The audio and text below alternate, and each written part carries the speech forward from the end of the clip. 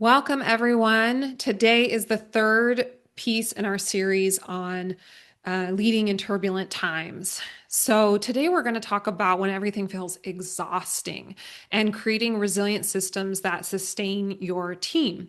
And so, we will get into today what we think are the main pieces of creating a resilient system at your workplace. And I want to mention that I'm seeing that pretty much everyone here is an expert in some area of this work.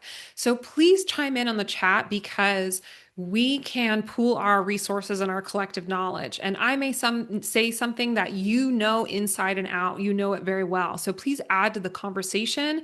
And please know that I am acknowledging and honoring all of the wonderful wisdom and expertise that you bring. Sometimes when I'm presenting knowledge and you're like, yeah, I know this is a thing. I know about this. It can serve as a reminder. Maybe you forgot to put it into practice, or maybe you used to have a practice and you've fallen out of practice. So please let this be something where you take and choose the pieces that are going to serve you the best. And maybe it just reminds you to add a little something that has fallen off. Okay, so let's go ahead and check in the chat with one thing from the world or from work that feels exhausting right now. Just opening the New York Times this weekend felt exhausting. Just a lot of chaos, just a lot of chaos and violence. And it just feels like too much. Yep, exactly. Vito, thank you. Politics. Yeah, all news is exhausting. Yep. Work politics. Yeah, absolutely. Yeah, and they're kind of like interlocking circles, right? Where when people struggle to try and control or have power, we see that at the different levels from our home environments to work to communities to states to nations, that somehow right now we're going through something really big as a society where it feels like people are really trying to grab a lot of power at all sorts of levels, and it's causing a huge disruption. And it feels very unjust, which is also exhausting. Oh, a family member with cancer. Really holding space for that, Karen, refusing to get help. Yeah, that's um that's really hard. Um Constant news buzz. Yep. Okay, so we're all feeling that. Assuming everyone is in agreement when in fact we aren't all. Absolutely. Um Great. So go ahead if you want to put one thing that feels exhausting right now. Being exhausted. Yeah, I agree. Yeah, totally. Yep. So, in the first webinar of this series, we talked about something called closing the loop, which is from the Burnout book from the Nagoski sisters. And that's where we allow ourselves to fully feel a negative emotion and then do something to kind of close the stress loop. So that presentation is up on YouTube, but there are ways to maybe like help us like release the negative emotions as they come up, believe it or not. But if we can remember to do it. Okay. So, and here's a little outline of what we're going to talk about today here on the side. And so the most important thing is, we want to offer a lot of practical solutions and tools that you can start doing right now. So this is me, and so for some of you, you've been here before, but I'll just remind you and introduce myself to those of you who are new that I have a master's in public health from Boston University. I graduated right before the pandemic started. I graduated like December of 2019, and then it was like, oh, here you go. And so I started to produce a webinar series at Paces Connection called A Better Normal. And we hosted experts in trauma informed care. So today I'm going to show a little video by Dr. Ed Tronick. That's an example of a trauma research expert that I got to meet because he was a guest on our show. We hosted Bessel van der Kolk, Gabor Mate, Elaine Miller Karis, a lot of great experts. While I was running this and producing this series, and it was really wonderful, and it was a way to offer some community support to folks during the pandemic. Um, my career has been in nonprofit management, education, environment, and human rights. And I worked as the Associate Director of Curriculum Development and Training at the Center for Child Wellbeing and Trauma at UMass Chan Medical School. So, I told you a little bit about the foundations of Tend. So, the four of us were former colleagues who just realized that employees also needed trauma informed care and psychological safety and often weren't receiving it while being expected to give it to others. And we just had a hunch that this would be really useful to offer also to employees. And so we founded Tend. And while some of us were at the medical school job, the Center for Child Wellbeing and Trauma. We experienced some pretty severe psychological abuse that we thought was pretty extreme.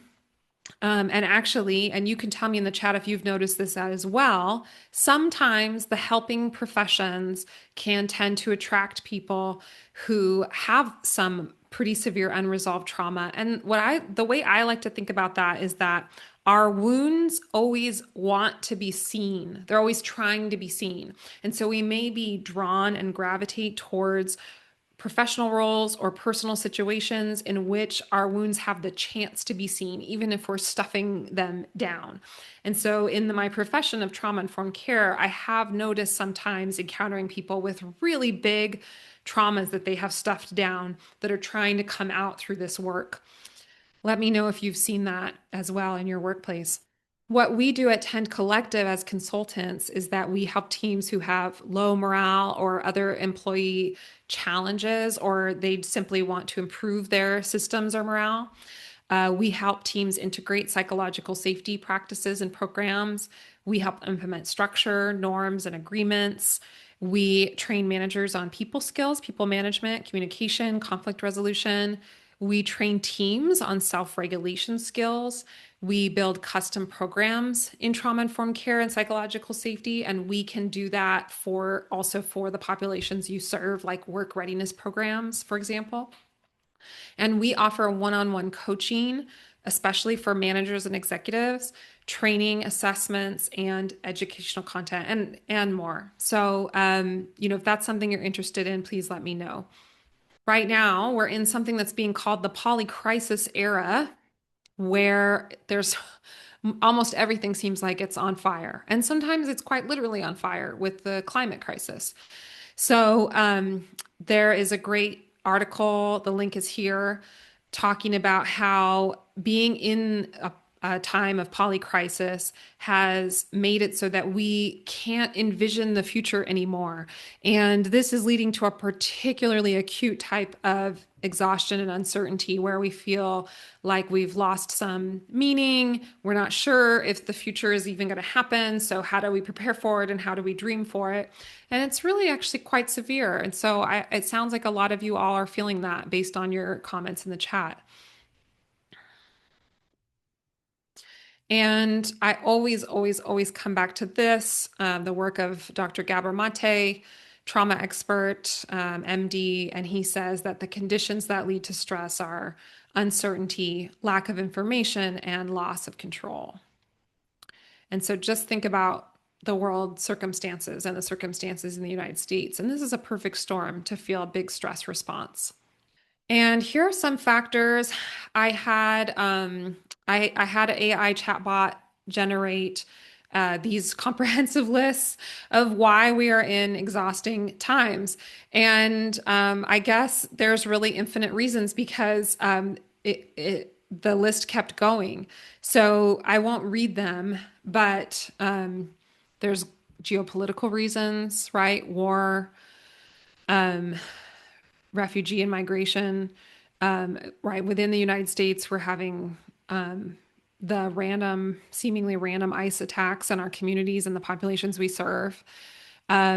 Economic, we're student loan debt, housing costs, cost of living, tariffs, right? The tariff debacle that's been in the news lately, retirement insecurity. So then, yeah, another big one is mistrust in the media right now and just not knowing like, is this even true? And now we have AI deepfakes. Is what I'm reading true? Is it biased? Who can I trust? Who can I turn to?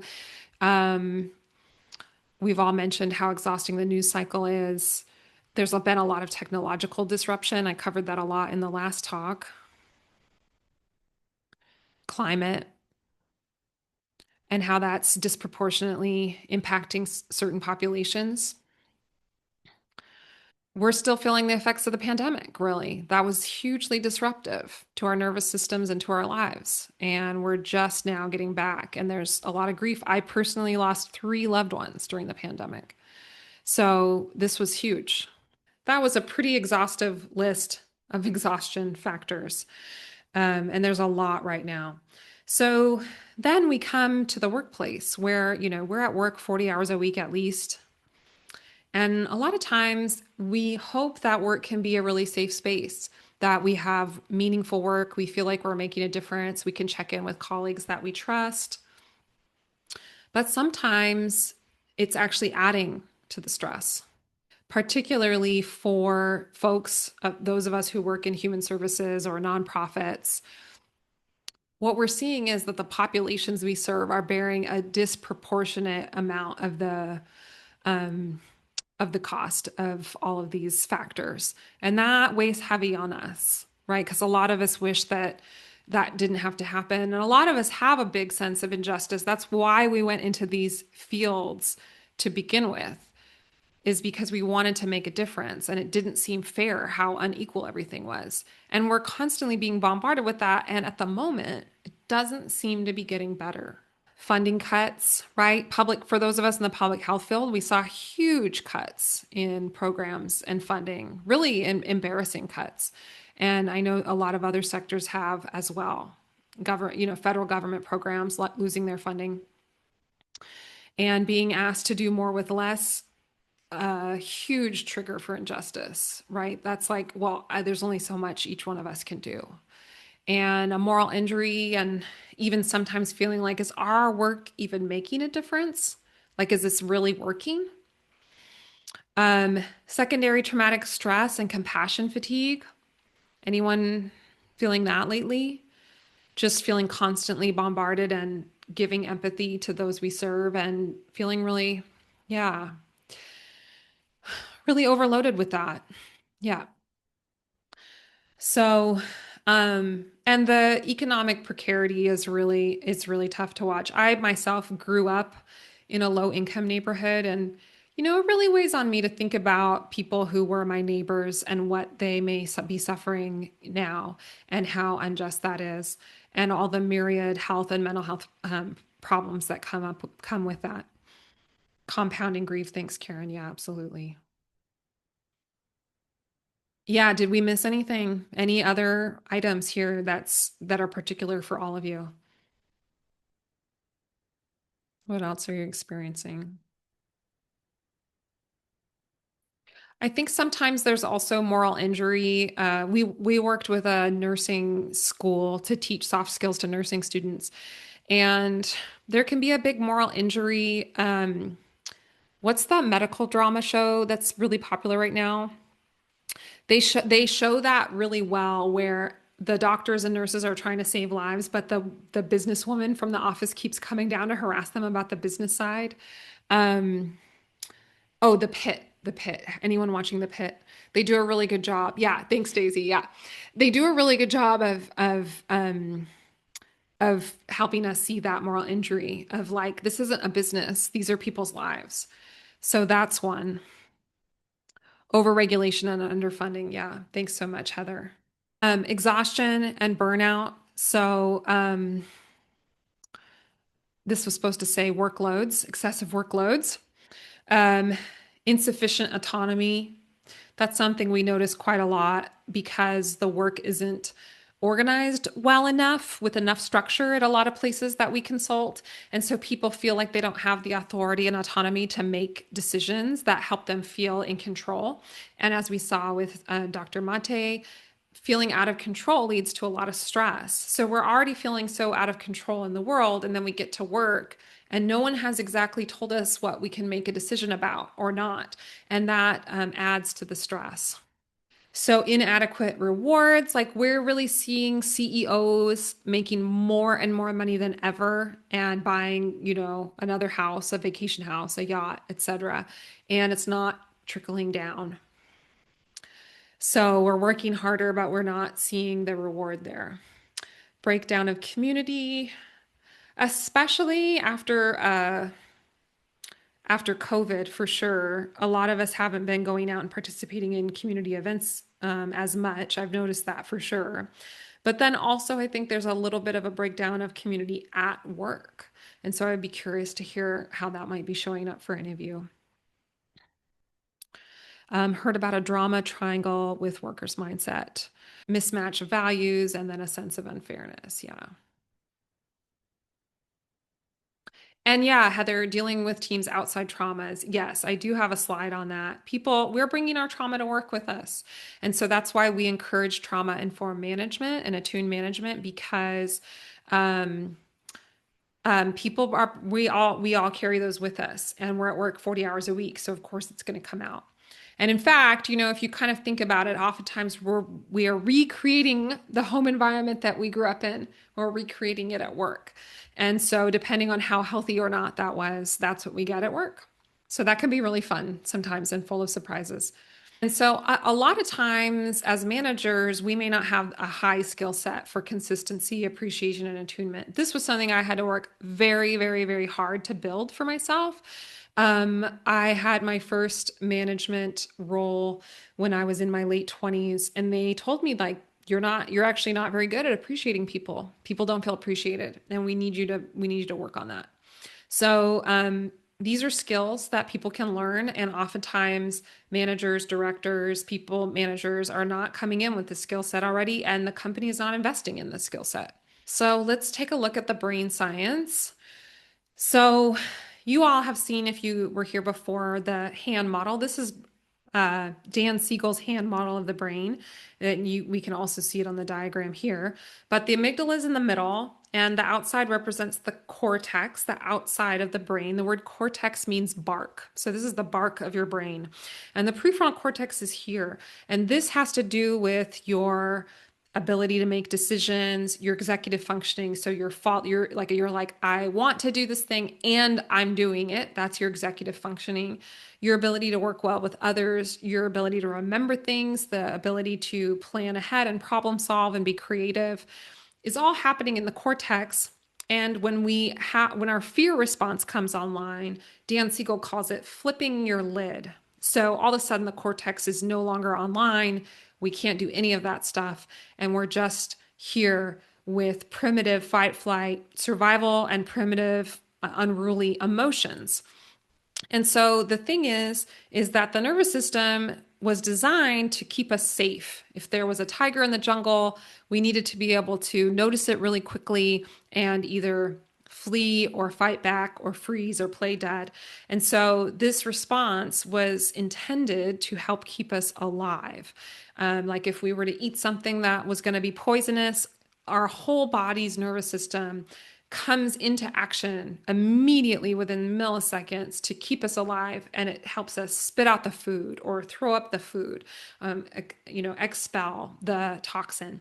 And so you kind of have to think that our nervous system is always on alert looking for danger.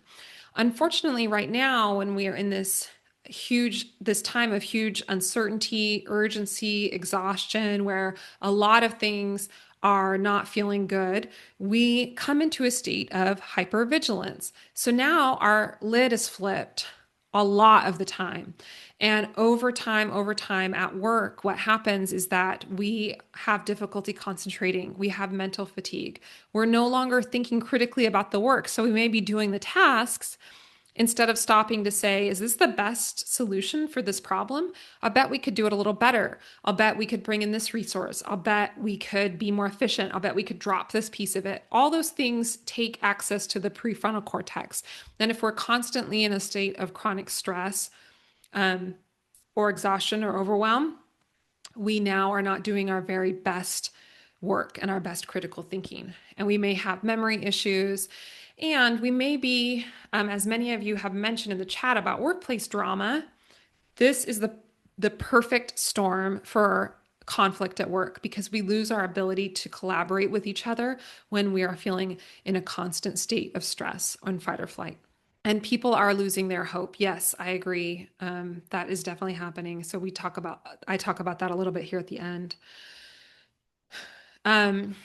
One thing that I will just only touch on briefly that you could dig into more, because there are great videos on this online, is something called allostatic load. And so that's the combination of all our systems, like the nervous system, the immune system.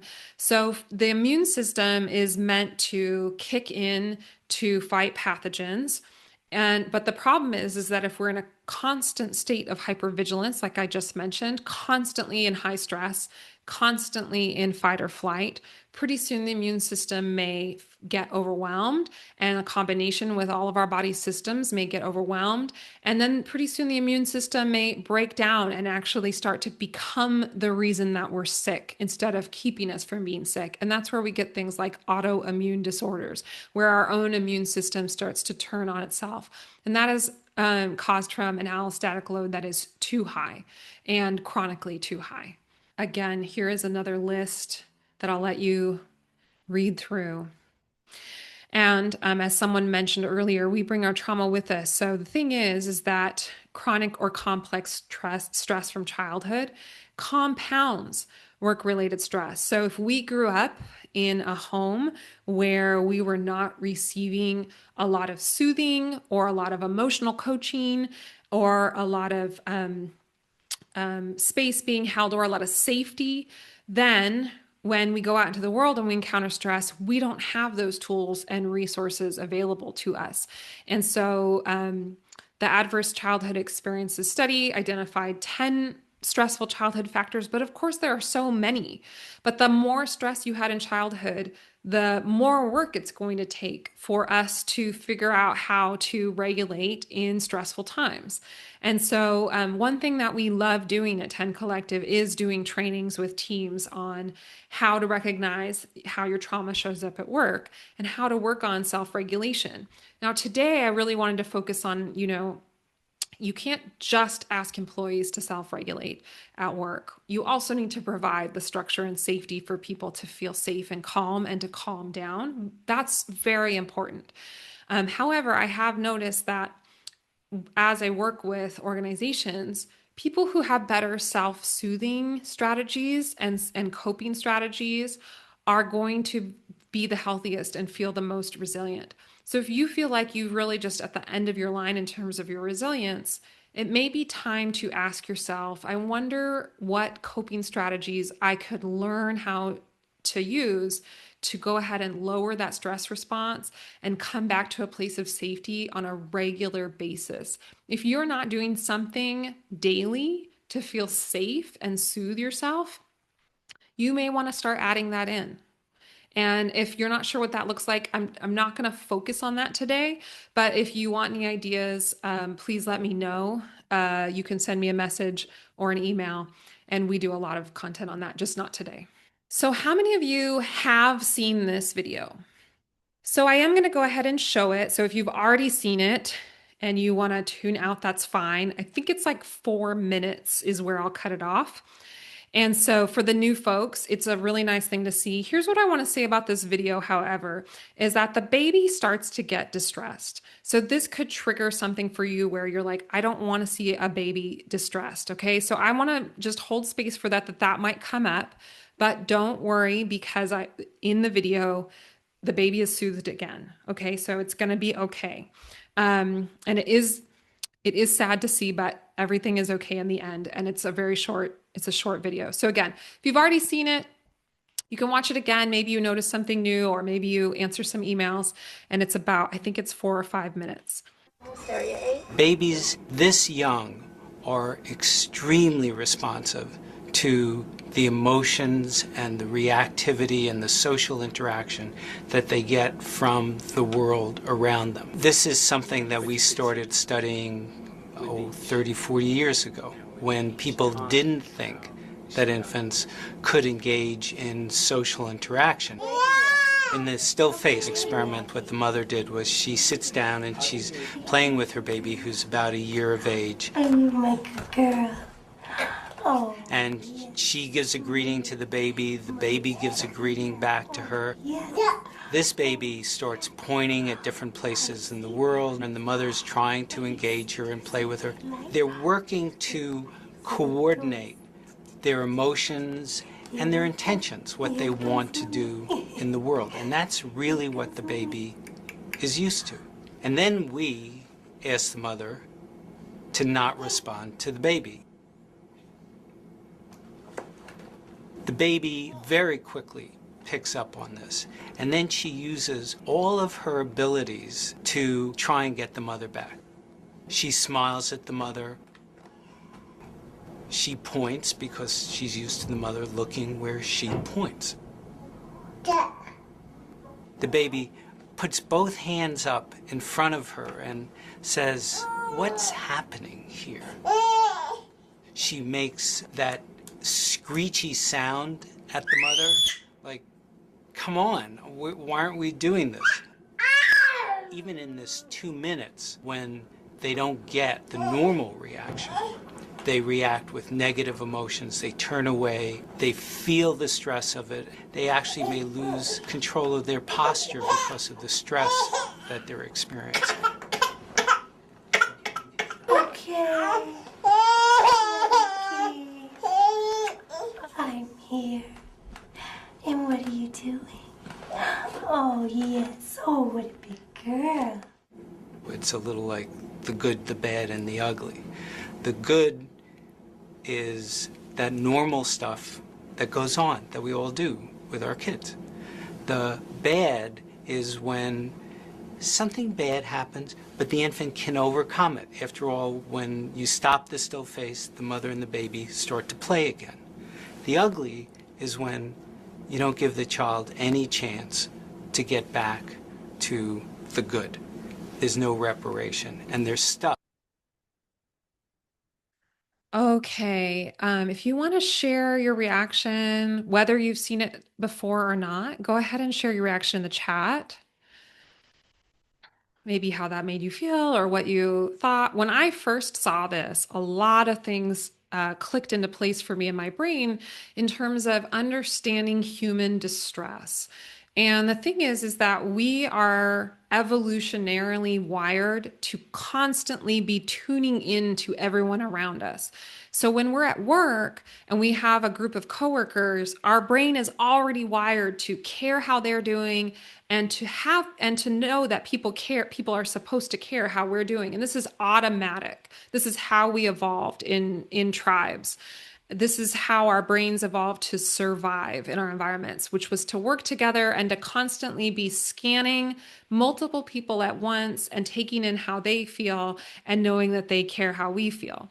And this is a wonderful visualization because we can see with the baby and the mom how quickly the baby becomes distressed when the mom doesn't attune anymore. We are wired to assume that people care how we're doing. Now, of course, not everyone cares about us as much as our mom does, but people are supposed to care about each other. And when that doesn't happen, we can see the baby is freaking out. But why don't you care? Where did you go? You just cared about me just a minute ago.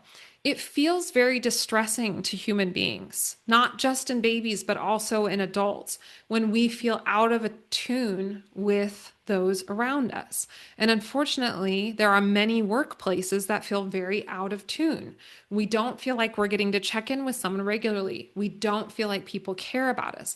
We don't feel like there's someone safe we can talk to. Maybe we don't feel like our manager is a safe person. Maybe we're not offering safety and attunement and care to others for some reason. Maybe we're too exhausted to offer that. So it's something to think about, that this attunement to each other is very important to how we feel. Just going to look at the comments for a second. The lack of nonverbal cues must have impacted the isolation of COVID. Absolutely, Heather. Yeah. And there was a paper that we read pretty early on in the lockdown that said, this, okay, we understand we need to lock down, but this is probably going to have some really long-term mental health impacts. And it has. Thank you, Rachel. Yeah, we to not how we may have adapted to not depend on others. Yeah, absolutely. For self-preservation. Yeah, you can see the baby starts to kind of shut down and freeze up. That's relatable, right? How many of us are feeling like that at work right now? I'm sure we've all been there. Yeah, thanks, Vito. Um, yeah, the many layers of connections and when we perceive a loss, what happens? Yeah. So I just want you all to think about how well attuned you may feel at work right now. I have a question about that in another slide. So, okay, we have about 15 more minutes here. So we kind of break it down in this one as needing kind of three things at work. This is what we recommend. Consistent attunement, clarity and structure, and meaning and purpose to address exhaustion. Okay.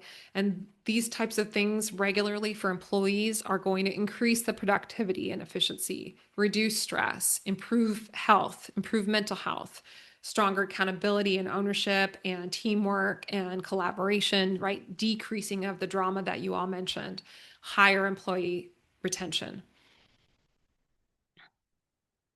And more fun too. Sometimes work is supposed to be fun, you know? I think it's tough. It's been tough right now, but sometimes it can be that way. So, we're going to talk about these three areas. And I have 9 tools, okay? I have 9 tools. So, and I will email the slides to everyone, a link to the slides, as well as a link to the recording so you can check back on these tools, okay? Um, and this one I've mentioned in the last 2 presentations, but people really like this one. Just acknowledging that these are times that are uncertain and urgent and overwhelming can do a lot. You know, really looking someone in the eye and saying, you know what? I understand why you feel exhausted. Or, you know what? Yeah, we are all frazzled. We are feeling overwhelmed. And we don't know which political policies are going to happen from day to day. And yeah, it's impacting us and the people we serve, and it's a lot. And yeah, our workloads are too high and we are understaffed. That is kind of the bare minimum that we can do to help people feel safe and seen. We don't want to gaslight anyone at work. We don't want to say, no, it's fine. It's not fine. Okay. It's really hard. So, sounds like that's resonating, Cindy. Thanks for your comment. What else could we acknowledge at work right now? What do you think? What needs to be acknowledged for you? Increased expenses. Yeah. Yeah, we're doing the best we know how to do. Absolutely, Nina. Yeah. Negativity everywhere. Yep. Because that's what happens in the brain. It's almost like we can't, we've just, we're off to the races. You know, we've flipped our lids and they're not coming back on. There never seems to be like a break from the chaos. Absolutely feeling that, Kim. Yeah. And it's okay not to be okay. Absolutely.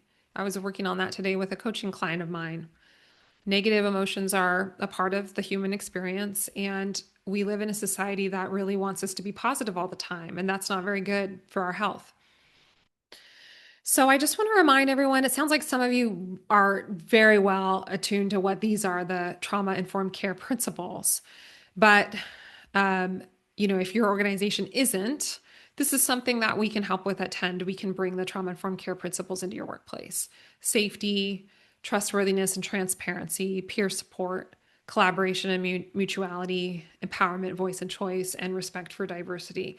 And so it's just nice to know that this framework, which was developed by SAMHSA, is available, and all of these things are teachable and they can all be integrated into the structure of your workplace. And just because you offer it to the populations you serve, it doesn't mean that you may have it at work. So that's that's why we started 10 Collective, to help put this stuff into place. Yeah, Karen, believing that each one of us is coming with the best of intentions is what we often referred to as positive regard, like believing the best in everyone. And it can be really hard to maintain that when we're feeling exhausted. So thank you for that one.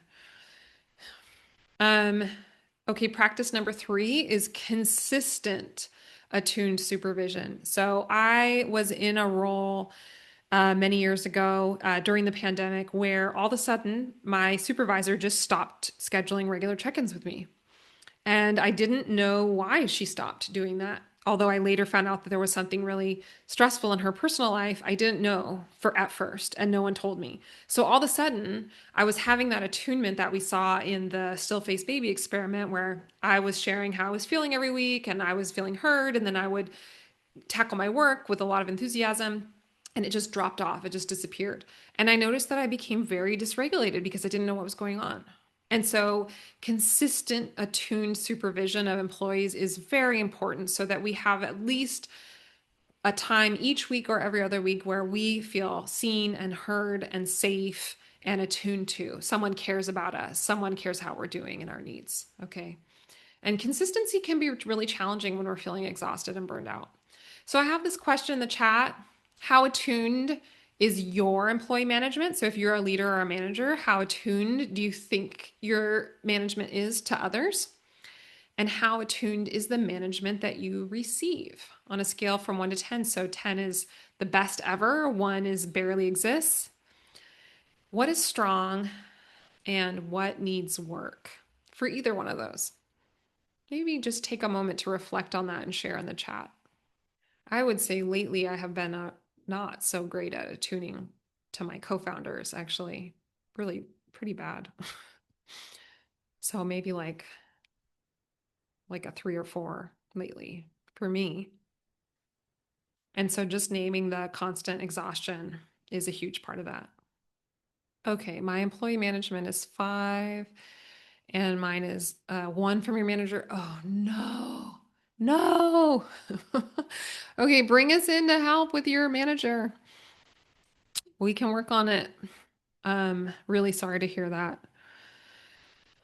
I know I need to be more consistent with meeting individually with my team. I have fallen in this area. Yeah, me too. Same thing. Yeah. And consistency goes a long way because it just feels really good to our nervous system to know that regular intervals, we're going to have that check in. So this is a reminder for me too. And I really appreciate all of you.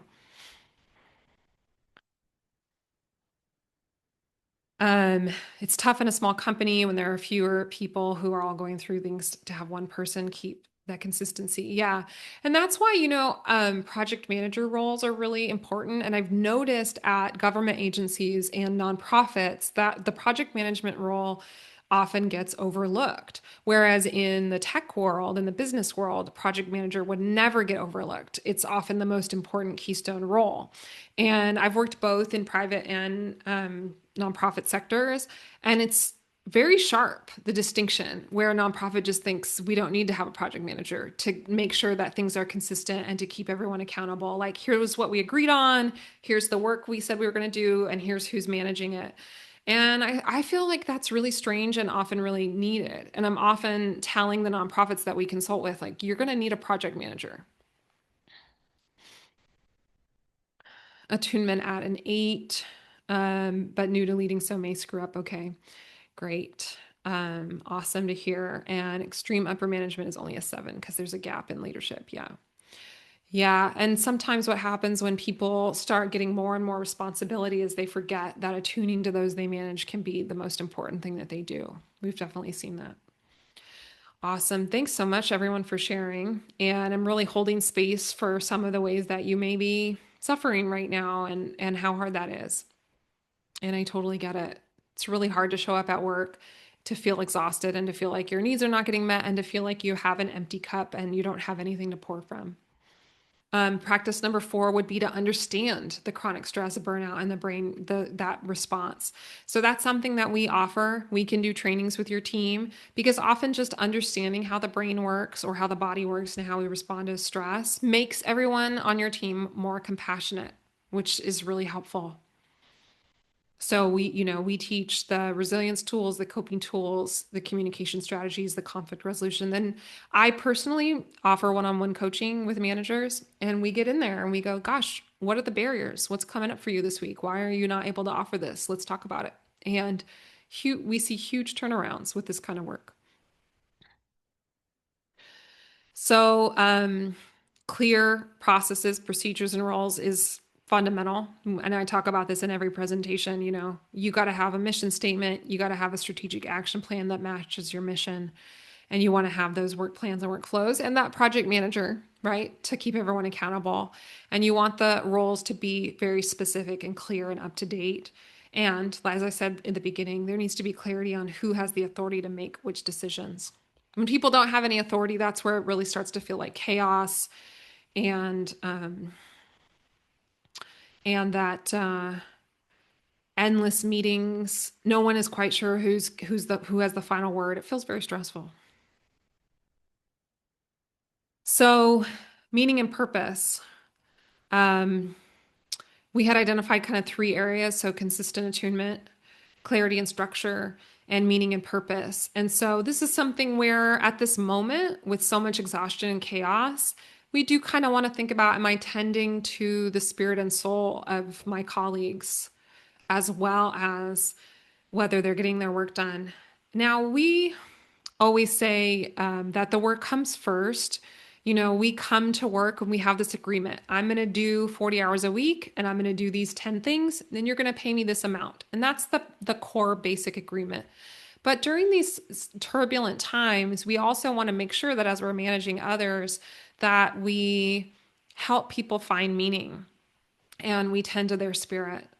And so it's just something that I may want to encourage you to just check in with folks this week and just, how are you doing with all of this? I'll bet it's hard.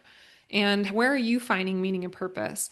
I love this book by Viktor Frankl, and he was a Holocaust survivor.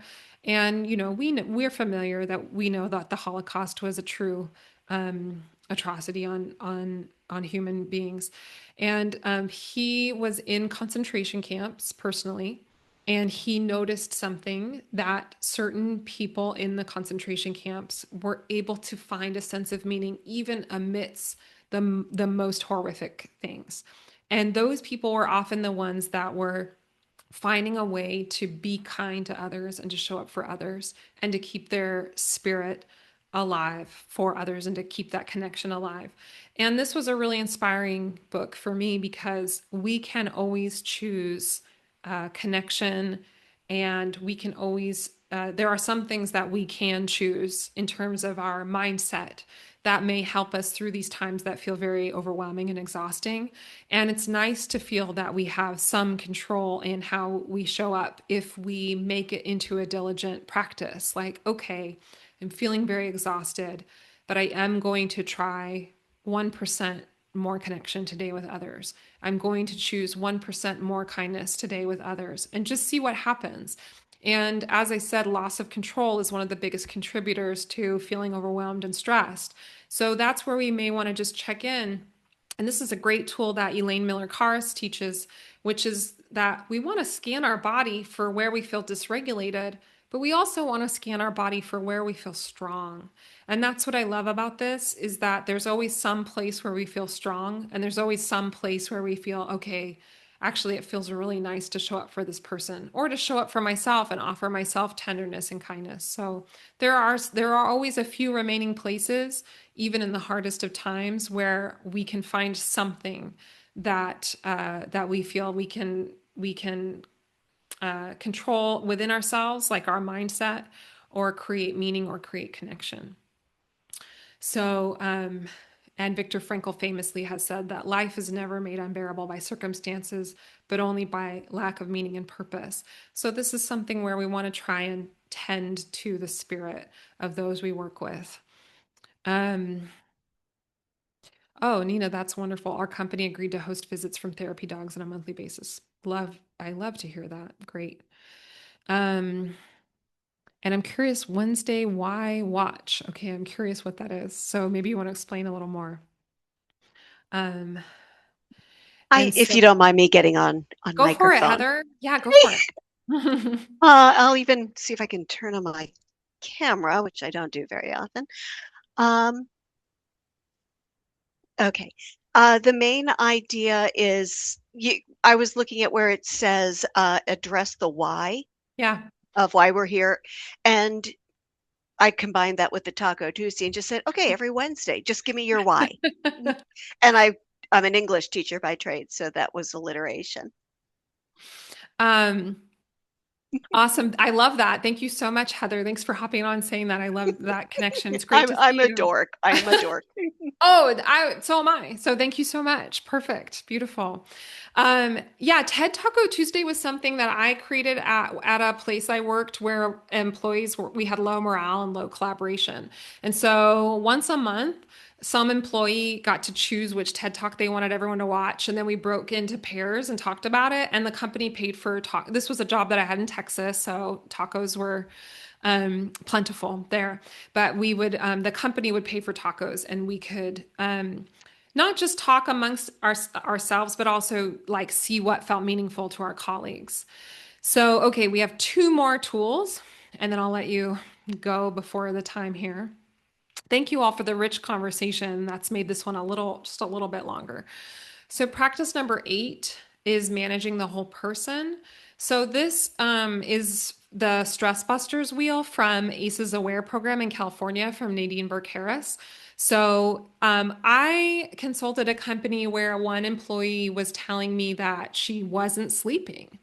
And I asked if her manager knew that, and she said no. And if you're a manager and you're doing, consistent regular check-ins with your employees or the folks that you supervise, you're going to want to know if they're sleeping or not. That's something you want to know. It's really important to know that.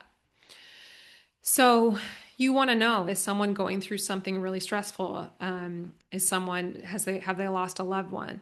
And then you also, you do want to check in and say, hey, physical activity is really important, or healthy food is really important, or touching grass is actually really, really important. And you want to check in with folks and really, manage the whole person. And so then the last one is, as I touched on, training employees on self-regulation skills. So the not taking things personally, noticing and soothing our own triggers and wounds, breath work, de-escalation, communication and conflict resolution, recognizing barriers to offering positive regard. So we want to hope that we can say everyone's doing their best. But a lot of times we just feel so personally offended that people are not considering us. And I see that a lot with the folks we work with. And so we love working with folks on teams to help you figure out, well, what's coming up for you? Why are you feeling helpless? Why are you taking that personally? What is that touching on? What wound is there? And so that's deep work. That's deep soul work. That's deep transformational work. That's deep trauma work. We think it's worth doing at companies. Like we have seen the benefits. So for company culture and for resilience and for employee retention. So we think this type of work is worth it, but it's not always easy. Our tendencies and patterns, such as, do we tend to overhelp? Do we overwork? Why do we do that? Or what feelings are we trying to avoid? And then, of course, practicing emotional boundaries so that we can detach and leave work at work and not take that care home with us for everyone in the world, because we can't save everyone, even if we really want to. So, great. So that is the end of the presentation. And again, I'll send out those slides. I just want to say thank you to everyone who participated in the conversation. That always makes these really rich. I hope you feel seen and supported. You are in great company here. If you kind of look around and remember, everyone's roles. Everyone here is in human services, and here we are trying to do the most for the communities that we serve. And I admire and respect all of you. And, let me know if there's another tool or another topic you want us to cover. Let us know if we can be of service. And I'll be sending out some information for another series coming up, another webinar series, because we love to offer tools that you can use anytime. Thank you all so much. Good luck with your work this week. And good luck with your exhaustion. I hope you got something you can use. I'll be sending out a survey. Thank you in advance for filling out the survey. And I hope to see you at our next event.